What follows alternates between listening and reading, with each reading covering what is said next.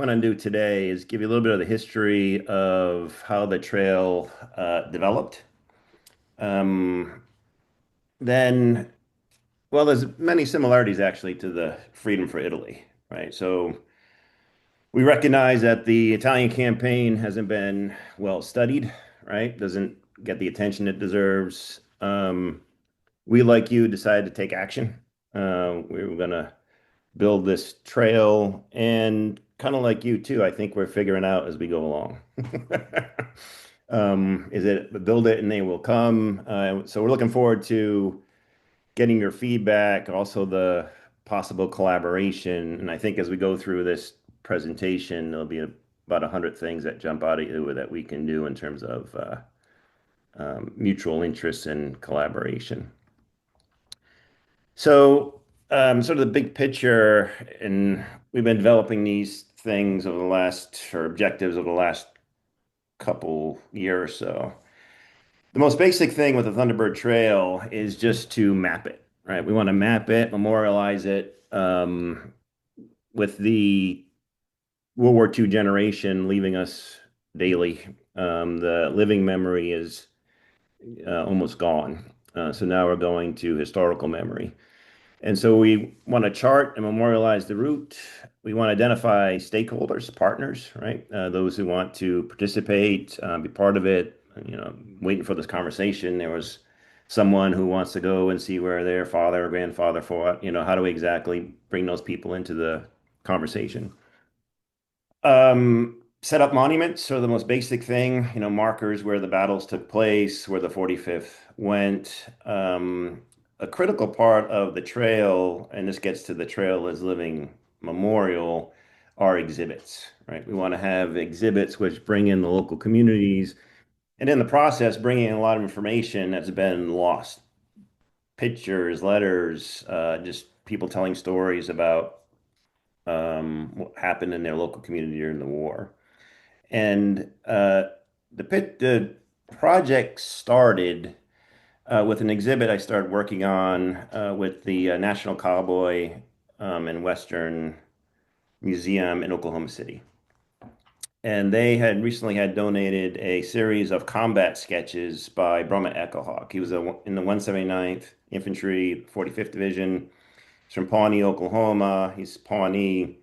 And he had a series of combat sketches, about 40 of them. We'll see some of them. And I was contacted by Eric Singleton, who I think's on a call. He is the curator down at the Cowboy. We call it the Cowboy, but it's the National Cowboy and Western Heritage Museum.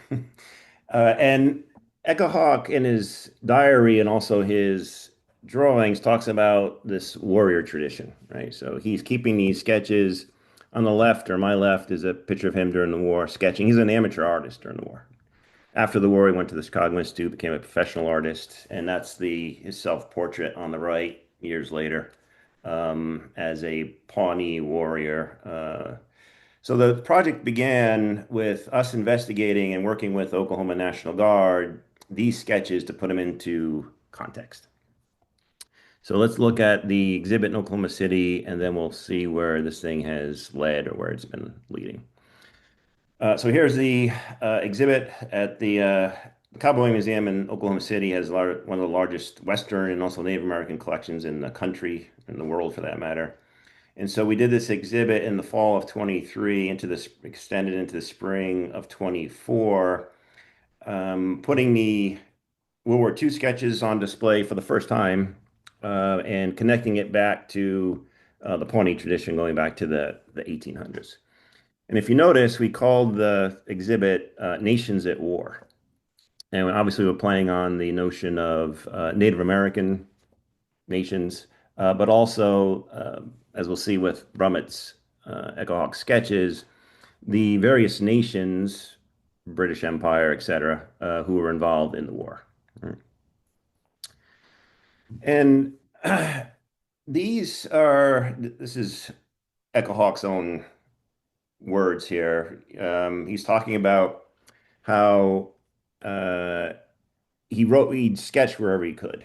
And just to put Brummett into context, he lands in Sicily, fights in Salerno, up through Venafro, lands in Anzio and gets wounded, and this is the end of the war for him in February of 44. But then he spends 3 months recovering in the hospital in Naples, the Allied hospital in Naples.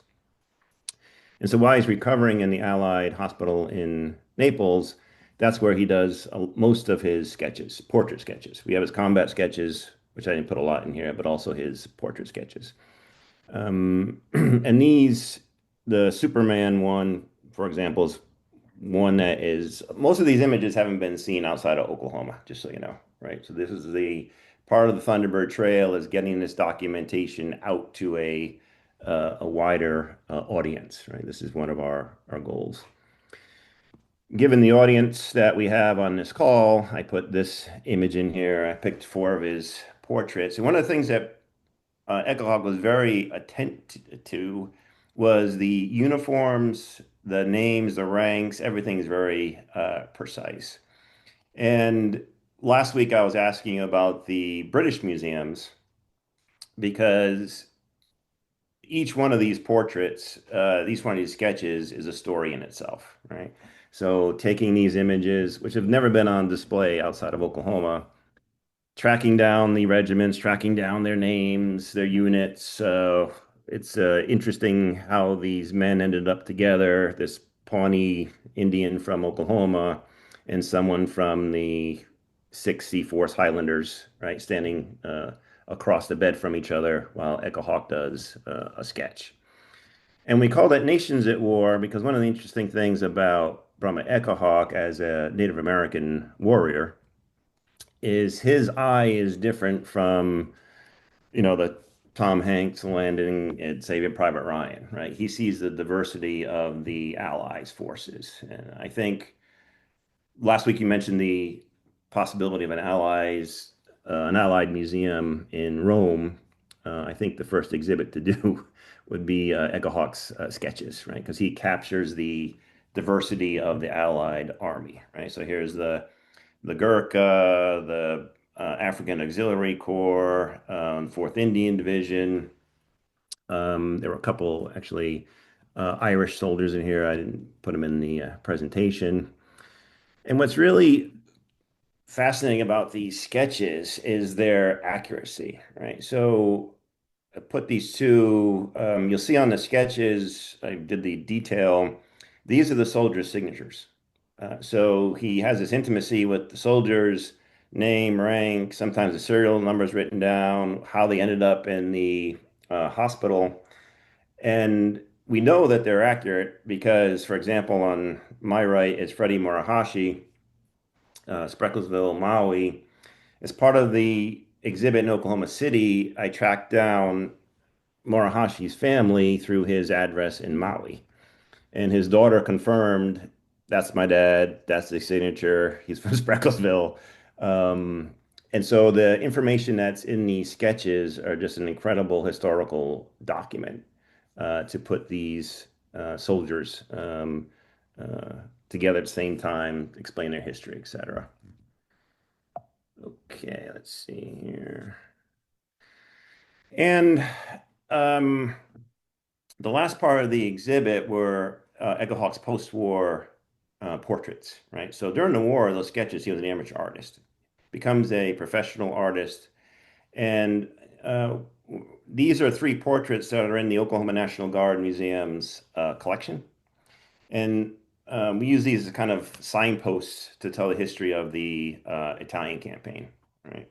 Obviously, he's a Native American soldier and artist, so he's focused on this uh, Native American soldiers in the 45th. One of the aspects of the 45th Infantry Division had the highest percentage of Native American soldiers any division in World War II. 2,000 soldiers from over 50 tribes. Oklahoma was Indian Territory originally, not surprising, therefore, the demographics. On the left, my left is Ernest Childers. This is the Operation Avalanche Museum or Operation. In the center is Philip Gover, who gets wounded in Venafro. And on the right is Jack Montgomery, who was a Medal of Honor recipient, both Childers and Montgomery a Medal of Honor recipients, Montgomery for his action in Anzio. So that's the background. A couple years ago, basically putting this artwork into its historical context is the genesis of the Thunderbird Trail. So presenting this material to the Oklahoma National Guard, the leadership in the museum, they decided to integrate this information into their efforts already to memorialize the 45th Infantry Division, World War II, Korea, etc. So let's start with the 45th Trail proper, right? That's kind of the preamble getting into the discussion. 45th Division, as you see, lands in Sicily, spends about a year in Italy. And because of this, the archives in Oklahoma City are full of Italian documents, photographs, soldiers' accounts. And this is one of the interesting things that's emerging from this project is there's information in Oklahoma City that's not in the National Archives, for example, right? And this is we obviously know the history of the 45th and the big story. What's not studied by professional historians, even amateur historians, are grandpa's photographs that were left to the museum, right? And it says World War II Italy pictures. And going through these, the documentation, both of the war, but also of the downtime, the USO shows, etc., are important documentation for um, the Italian campaign, and as we talked about last week, not just the military history. So a year in Italy, Sicily to Rome, six Medal of Honor recipients from this campaign. So let's go. I'll follow the chronology and geography of the 45th movements. This is a map from the 45th archives just to show you basically where the 45th was, right? Lands down in Scoglitti, goes up through the center of the island, basically Cefalù, and then one Bloody Ridge is San Stefano, Battle of Bloody Ridge. This is where most of the division stops. One battalion of the 157th goes into Messina. Right? So just to give you an idea of the area, the territory where the 45th fought in Sicily. So our project to memorialize the trail is going to start in Scoglitti. We actually started in the mainland, as we'll see, but this is the beach in Scoglitti. There's a monument that was put up by the local community a couple of years ago. And obviously, what we're thinking about doing is putting a Thunderbird monument next to it. Right? So the monument says this is the first piece of land liberated in Europe. That's the Italian monument. And so we haven't even started these conversations yet. And that's what I was asking last week about your connections in Sicily with the, you know, just getting on the ground, making contacts. This is fundamental for this memorialization and putting up the monuments. The Catania Museum, I think most of you know pretty well. And what's been interesting about the project is how much the Italian, there's no bridge. There's been no bridge between Italy and Oklahoma, right? So you have the Italians, like the World War II Museum in Catania, have a whole section on the 45th Division. And then I go to the archivist in Oklahoma City, and I was like, do you know there's a whole 45th Division section at the museum in Catania? They're like, no, right? So just doing this bridge as part of this Thunderbird Trail project is letting the Italians know now that there are these documents and interests in Oklahoma, and let the 45th Division in Oklahoma, the National Guard, know that there's this interest in Italy, right, with forming this bridge. And this is the order of battle from the museum and the 45th Division, the Infantry Artillery. You've been to the Catania Museum. It's really well done. It's accurate. It's precise. And one of the interesting things when I was there, I was talking to Colonel Rubino, who's their historical consultant, and he was talking about the Canadian case, right, display case. And apparently, the Canadians are the ones who organized this. Might have been some of the people on this call who helped put this together. And that could be something, and I put the picture of the 45th uniform here. He suggested that might be something that we could follow up or do something similar with the 45th, right? So another aspect of the trail, again, is kind of marshaling resources or even bouncing ideas off one another. How did you do this display case? What was the process? You want to do something for the other units, etc. Right? But he was very excited by this collaboration with the Canadians, if I have that right, for this case. From Sicily, there for 38 days. Then the landing takes place in Salerno and in Pestum. And so we're going to follow along on this map, landing in Pestum, Persano, Eboli, Campagna, Oliveto, onto Benevento, Telese, and up to Venafro, right? So we've gone from Husky, now we're into Operation Avalanche. The one sort of prominent marker for the landing is this medieval tower. Probably some of them been there. This is a reconnaissance photograph. There's nothing on the beach. There's no now there are hotels and restaurants and whatnot along the shore. This was the only marker. And in front of this tower now are hotels and beaches, but there's also a park, Park of Santa Ana.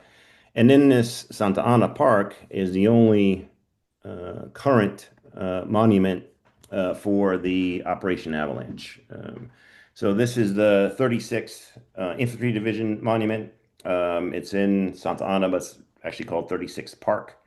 And so on the 9th of September, this is where they have the annual commemorative ceremonies commemorating the landing. And our initiative now, one of our initiatives, is to build a parallel monument, an obelisk, to be reflect the 36th and the 45th landings in Salerno.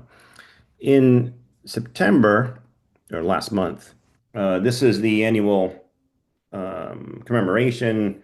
You got the mayor of Capaccio, the American Consul General, and then we had a 45th delegation. Um, the ceremony included a groundbreaking ceremony. So here's the groundbreaking ceremony for the obelisk. And then this is the architect's there in the second from the left. This is his rendering of what the park's going to look like, hopefully by next September, right? You got the 36th obelisk, the 45th obelisk. He's presenting this is one of the ornamental pieces on the obelisk. Um, the goal is to have these two units, which fight a lot throughout the Italian campaign, represented next to each other, and also do justice to the sacrifice, obviously, and what the 45th Infantry Division went through during the campaign. Okay, another important site on the trail is the tobacco factory, and some of you probably been there. This is one of the critical battles during the Operation Avalanche. This is probably what saved the beachhead from the German counterattack. And this was the 157th, 45th sector. So here's our delegation visiting in May. And this is one of the challenges, I think, we can talk about this later, of memorialization, right? So we put up four plaques, as I'll show in a minute. But there are sites like this which are difficult, right? Who owns the land? Who can get access to it? Do you want to put something up? Is it going to be there? Is it going to disappear? Right. And I think we all have sort of a common goal, but also a common challenge in negotiating sort of local circumstances on the ground. And we'll see this later, I think, with Anzio. The Museum of Operation Avalanche. So this is in Eboli. Uh, the museum, I'm showing this image because this is the entryway. And so a couple years ago, they had no connection with Oklahoma and the 45th. You go in there and there's a discussion of the Americans and the Allies, but not a lot of detail. And so we've started to change that. So one of the things that we did, when we had the exhibit up and running in Oklahoma City of Echo Hawk's original sketches, we sent copies to Eboli, and they had an Echo Hawk exhibit in September of 23. Right? And so this is part of the living memorial, also recreating these bonds, getting the connection between these two worlds back, as it were. On the right, you have two of Brahma Echo Hawk's nieces who flew over for the ceremony with the mayor of Eboli. And like you see in the picture and other pictures, there's a lot of interest, right? And what's happening as part of the process, and this is historiographically too for the Italian campaign, um, the memorialization, there are a lot of small private collections, there are a lot of partisan museums, right? But actually telling the story of the Italian campaign in the war isn't very well done, let's say, in Italian schools and Italian memory. So the reception this has had has led us and led the Museum of Operation Avalanche in Eboli to dedicate one of their rooms just to the 45th, right? So now we have the 45th rooms. The panels that were on in this temporary exhibit have now become a permanent exhibit. And here is the flat screen TV. They show the video of the 45th. Very well done. They did their own short, like 10-minute film internally. Operation Avalanche, the landing, the role of the 45th, the history. It's really, really well done, actually.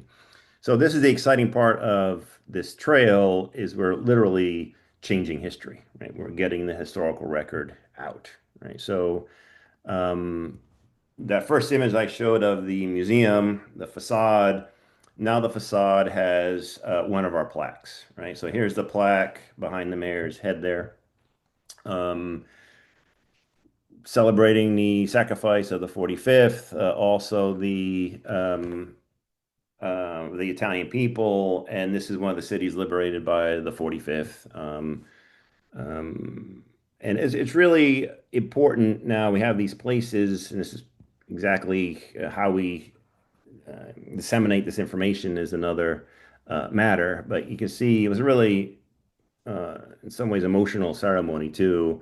Local dignitaries, Italian military, in the museum. The next place we put up a plaque, and for this first round, what we decided to do in terms of methodology is focus mainly on established institutions or buildings, right? It's kind of the easy plaques, let's call it, and not the difficult locations. And Campania is an important history as well, especially for the history of the 45th, because Campania has the Museum of Remembrance and Peace. And this was one of the Jewish internment camps, the Italian racial laws, Mussolini. And this was one of the camps that was up and running for a couple of years until it was obviously liberated finally with the landing Operation Avalanche. Right? So Life magazine actually did a story on the Campania concentration camp, and this was up on the wall in the museum. And it says American Army patrols first entered Campania on September 19th. And so when I visited the museum, I was like, well, it wasn't just any American Army patrol, right? I'm pretty sure it was the 45th. So I did the research in the archive. It turns out it was the 45th sector. This is an excerpt in the top right from the 157th Medical Battalion, entered Campania, procured further aid. In the background, these doctors, Jewish doctors, taking care of the Italian civilians. So the plaque that we put up in the museum talks about that this is the first Jewish internment camp liberated by American forces in Europe, right? Which is an important and significant event. And this is last month in September. Here's the unveiling of the Campania plaque. The mayor of Campania, General Leeson, General Carter, um, uh, unveiling the plaque. So we've landed in Persano, Eboli, Campania. We're on our way to Oliveto. Now, Oliveto was a one of these critical battles, or at least for the 45th, that at least I hadn't heard of, right? In Oliveto, we had six Medal of Honor recipients in the Italian campaign. Two were in Oliveto for their actions in Oliveto. And what was interesting or is interesting about Oliveto, they have what they call Heroes Hill. And it's called Heroes Hill because of the actions of the 45th and the Medal of Honor recipient. And again, this was done without kind of collaboration, not in a bad way. So we show up and there's Heroes Hill, and Heroes Hill is named after or related to Ernest Childers, right? Who's Muskogee Creek. He's the first Native American Medal of Honor recipient in World War II. On the left is Echo Hawk's portrait after the war of Childers, and it's on the right is actually Brahma Echo Hawk's niece standing in front of the spot where Echo Hawk Childers. You can see the same building over his shoulder, right? That's in the background. And so this in terms of memorialization, we haven't put a plaque up here yet because it's kind of a large project. In their war memorial square, there's a monument to World War One, a monument to World War Two. And again, they put up this plaque talking about a platoon led by an Indian, right?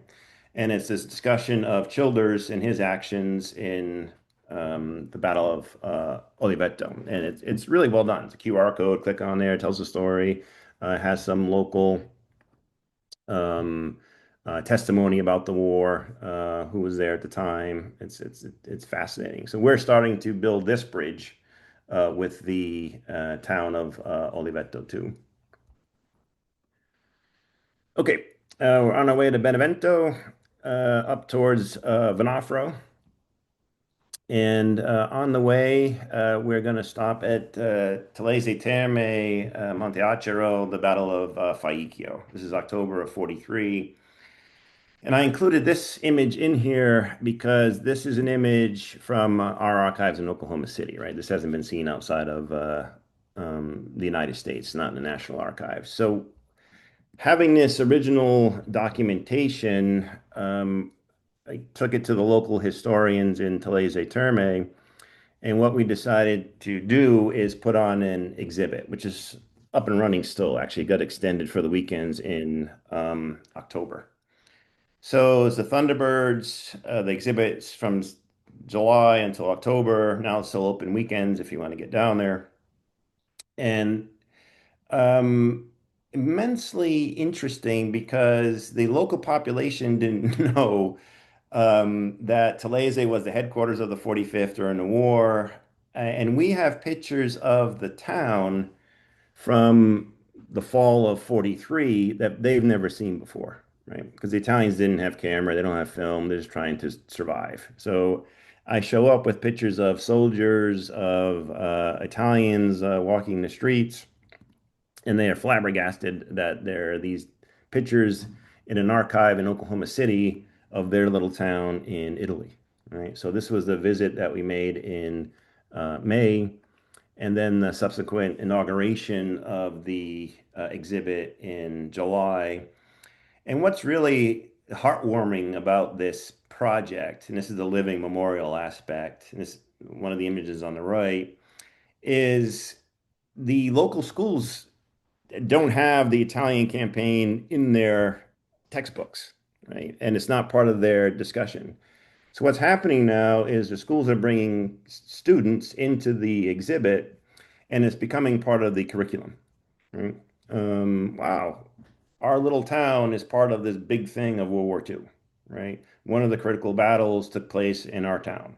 There are people in Oklahoma, the United States, talking about Faicchio, Talese, San Salvatore, etc. And so over the course of the summer and into the fall, there's literally hundreds of school kids. The school teachers went during the summer, were impressed by the images because there's a lot of locals in the images too. We have identified a couple of the kids. We know who they are. That was my grandpa, etc.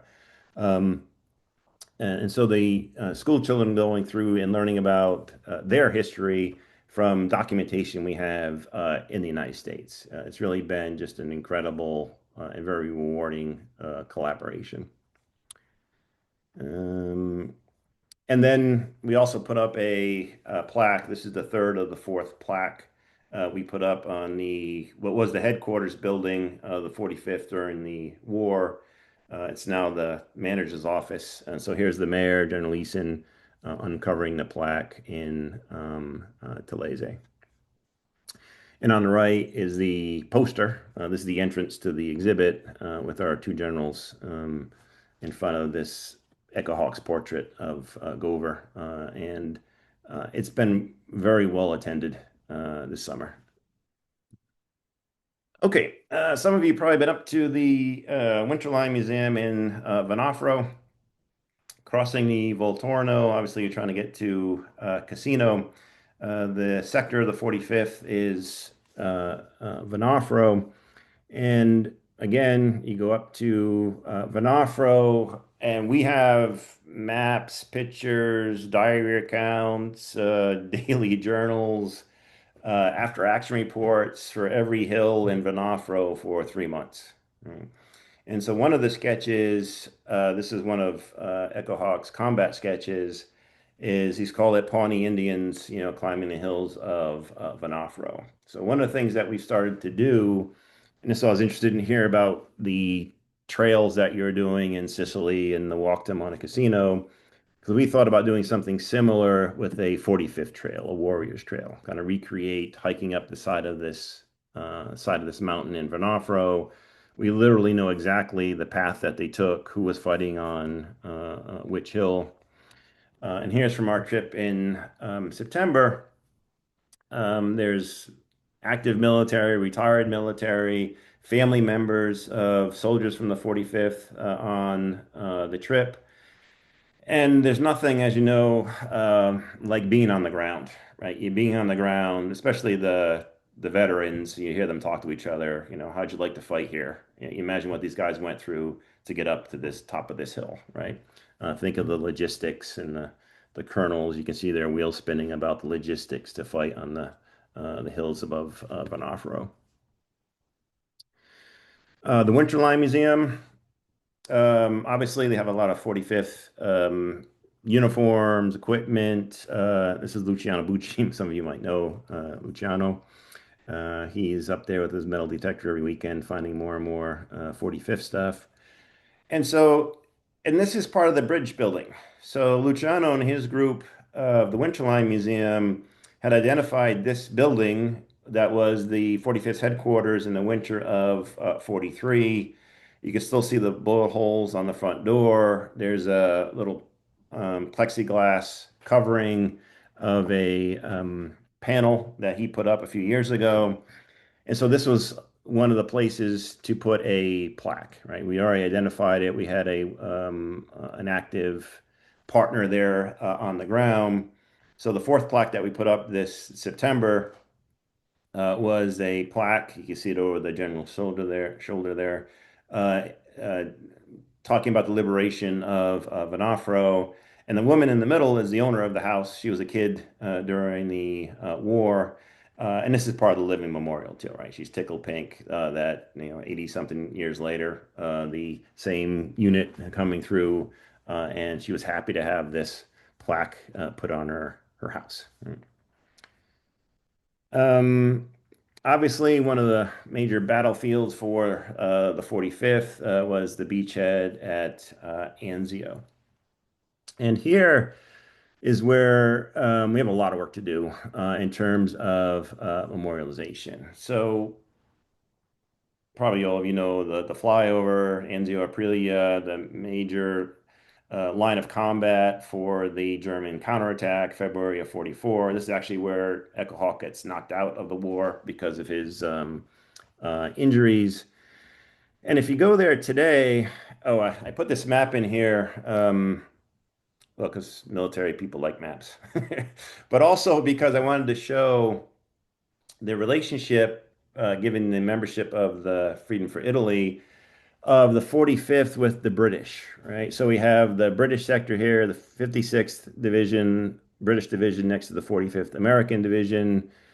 Last week we mentioned Fletcher Waters. I think he was in the 8th RF, right? So he's up here on the left. He gets decimated by the German counterattack. So in memorialization, we want to move forward with other routes, right? We want to don't do this in isolation, right? So if we can collaborate in terms of time, energy, resources, not economic, mainly just political, social, um, identifying places, and also getting access and determining what we want these memorials to look like, right? So here's what the flyover looks like today. Some of you might have seen it, right? It's not the original flyover. It's been redone in the 70s or something. And um, there's an effort on the part of the local association, the Factory 44, right, to memorialize the location. As you can see, how to put this in a nice way. They could do a better job, or we could do a better job memorializing the site, right? So the plaque says on this site, thousands of men fought and died, right? What happened here deserves a better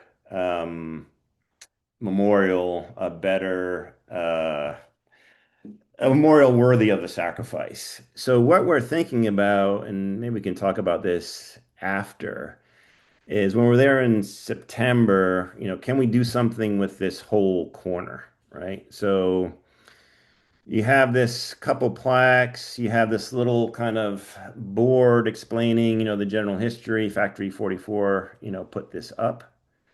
But can you take this whole sidewalk area or corner, and this would be the conversation, like getting on the ground with local Italian, bureaucrats and politicians and whatnot, and have a whole street basically explaining the war, the combat, the importance of this area, the divisions that far. Basically, take this one little historical didactic panel and put five or six or something, just clean it up. Maybe the Freedom for Italy group can do it, or what group can do it. This is part of the conversation. But I think we're all on the same page in trying to memorialize these places. And this has particular importance for the 45th. They're at the tip of the spear for the German counterattack, right? So they were critical in saving the Anzio beachhead. This is also where four soldiers received the Medal of Honor, right? Two for the German counterattack, and two with the breakout in May to Rome, right? So the flyover bridge going to Paglione, Carano. This is kind of sacred territory for the 45th, right? This is our front line, and we'd like to do more. Exactly what we do and how we do it is another question, but we'd like to do more to preserve and memorialize what happened there. And finally, the speaking of sacred ground, it's the connection with Nettuno and the cemetery, right? So the Nettuno cemetery is the Sicily to Rome cemetery. This was where the 45th fought. So not surprisingly, there are a lot of 45th soldiers buried there, right? There's 2,000 45th KIA in the Italian campaign. About half of them are still in Italy on Italian soil, right? So part of the Thunderbird Trail is identifying, memorializing, and just remembering their stories. Right? So last time someone mentioned Mark Ireland, right? So Mark Ireland has been great as superintendent, working with us, explaining to us, even the difficulties of trying to get a monument or put something in the visitor center, exactly how that would work out. But this is one of the long-term projects is can we do something inside the cemetery or nearby commemorating the 45th? And part of the living memorial are these ceremonies. So we did the folding of the flag ceremony, and this is from May. Very emotional for the veterans, right, to participate in these ceremonies. And part of the trail in reconstructing these stories, on the left is one of Brahma Echo Hawk's sketches of Medic Benny Freeney and Private Quickbear, right? They're both killed in Persano. Um, and Echo Hawk was there. They're in the 179th. And Benjamin Freeney is buried in Nettuno. So one of the things that we did in May was follow Benny Freeney's trail, if you will, right? From Oklahoma to Persano. And then this is Mike Mitchell, who is a veteran of the 45th. He's also a Native American. He's Chickasaw. And here he's performing, he's putting the sand, this memorializing ceremony of the Benjamin Freeney's tombstone in Nettuno. This was a powerful moment. And then part of the trail is not just these static memorials, right? So Benjamin Freeney is a good example. So Benjamin Freeney actually served with his twin brother Bennett.